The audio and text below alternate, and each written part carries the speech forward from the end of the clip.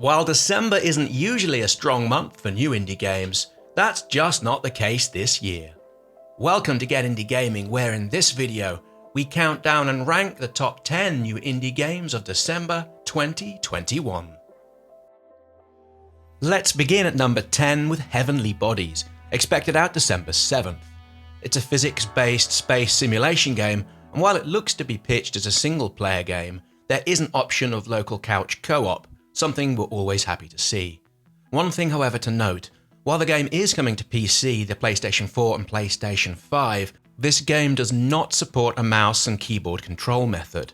Heavenly Bodies relies on using a controller with the triggers and thumbsticks used to move the character's limbs, hands and legs, to move about the environment while also needing to grab and manipulate objects to perform various tasks such as fixing broken satellite arrays, heading off to mine asteroids, or even pottering around your space station while taking care of a few mundane actions such as watering your favourite houseplants. I love the thought of how using this kind of control mechanics will play out, although I have a worry or two here and there. Will it be simple and intuitive enough for players to grasp what needs to be done without having to overthink things? In itself, this is a difficult concept to touch upon without having access to, actually play it. I worry I might be a little bit confused here and there, and it might lack the intuitive approach, making all of this a difficult play. Naturally enough, not having a mouse and keyboard option is a deal breaker for some, although I'm really looking forward to see how the developers have implemented the haptic feedback triggers for the PlayStation 5. This in itself could be something quite special. As on the face of things is the art style and overall look and feel. Everything has a hint of the early days of space exploration. Think back to the footage from the Apollo or Gemini missions, together with what seems to be a smattering of Soviet-era additional aesthetics. The use of the high contrast, colour and technology, which by the looks of things are designed to signpost how they should be used and operated. I am looking forward to this. It looks, feels and dare I say it, will play that little bit different, and I'll be picking it up for the PlayStation 5 on launch day.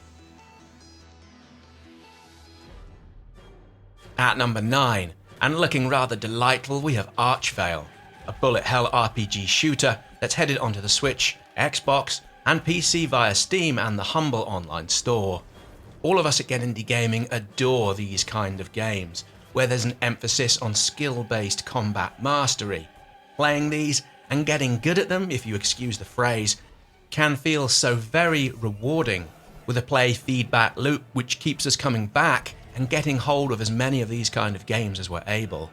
The backstory is fairly standard, given the genre, with you tasked in facing and seeing away relentless forces of the Undying, all the while being able to craft over 200 different weapons as you augment your character's abilities with badges and other trinkets to help suit your style of play. Archvale comes out December the 2nd.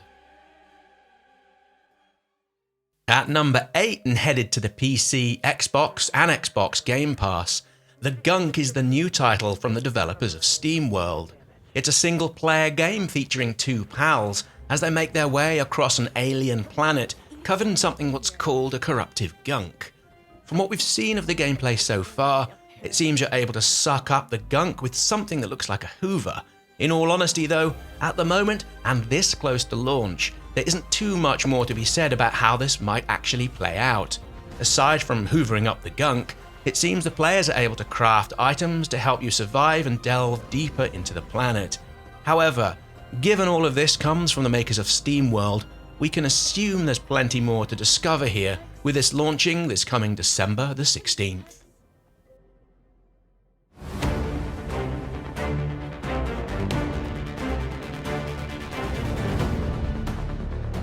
Next up and headed out this December 1st in early access, we have No Plan B. It's a pure strategy game where the action is played out in real time and where everything is planned out in advance.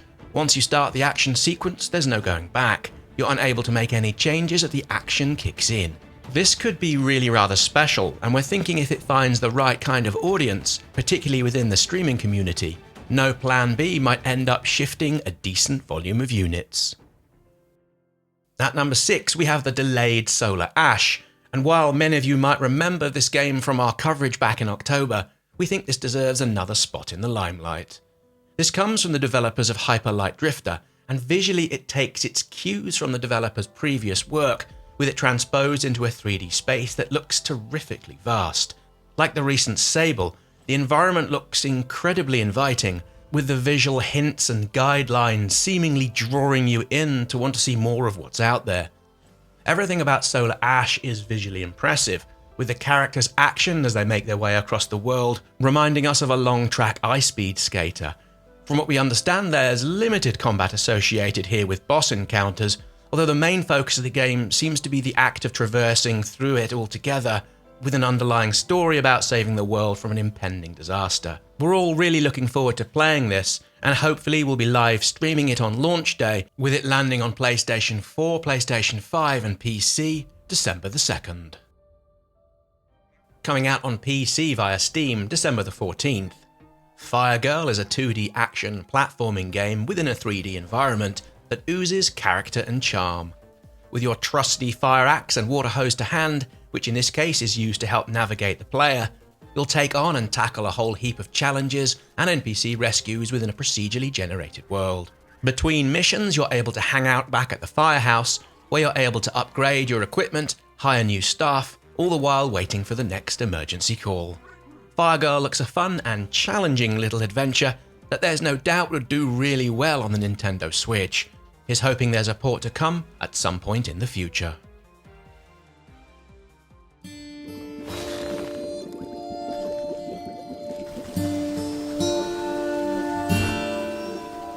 Next up at number 4, Wytchwood is an adventure game with crafting elements that's set within a land that's said to be full of fairy tales and gothic fables. We're all on the same page here with this one, in as much as we think it looks delightful. It's all straight out of a child's picture storybook or Saturday afternoon feature-length cartoon. We can't wait to get stuck into this, to see what your character, which also happens to be a witch who lives in the forest, can get up to. We're thinking much of the enjoyment that's likely to be had here will stem from the exploration aspect of the game. Here you'll be able to explore while foraging for ingredients to make lotions and potions, while discovering an allegorical world of tall tales. There seems to be some sort of combat here, although we're hoping that aspect will have a light rather than a heavy touch. Wytchwood is coming out on all of the usual consoles and PC via Steam and Epic December the 9th. Moving on, and at number 3, and coming out on PC into early access, Breakwaters is a survival crafting driven game, all set within a procedurally generated environment. We're really drawn to this in how all of this looks, and sure, while it is an early access game, and again it has plenty in common with others like it, it's the player's interaction with the water and how the liquid is displayed that has already won us over. We note the game is said to be a single player with online co-op, so again that's also something to look forward to, as are the so-called Titan encounters, which again could end up being rather special. However, to go back to this point, what really does look incredible is the water physics, which just looks so very natural. Said to be in early access for 6 months or more, the time here is going to be spent making sure everything works all okay, with additional content being added over the duration. Breakwaters comes out December the 9th. At number 2, we have White Shadows, with it being one of the most striking looking games coming out over the whole of the second half of the year.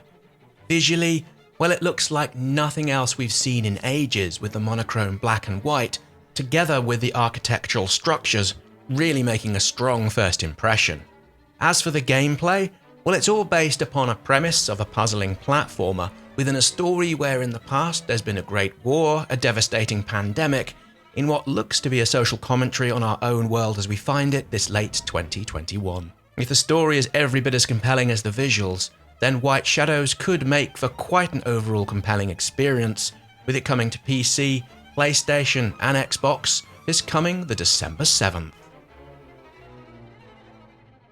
At number 1 for this December 2021, having been announced back in early 2020, Shovel Knight Pocket Dungeon is headed out onto the Switch, PlayStation and the PC on December the 13th. This new addition to the Shovel Knight franchise adopts a top-down approach, with players working within each puzzle and action-based single-screen stage. The game comes with a story mode, competitive local co-op and daily challenges to help keep people coming back into this over and over. The team have also said there's going to be at least 3 additional DLCs to come in the year or so after release. As huge fans of the Shovel Knight series, we can't think of a better way to spend our time this coming month as we wait for the new year ahead. So there we go, that's all we got time for here today. Be sure to drop us a comment and click the like button while also subscribing to the channel if you've yet to do so. The December ahead is our biggest month of the year for new indie game coverage, and a subscription with the notification bells turned on is the best way to stay in the loop and not miss out on any of our content. Many thanks for watching, and we'll see you all again here soon for more indie game videos.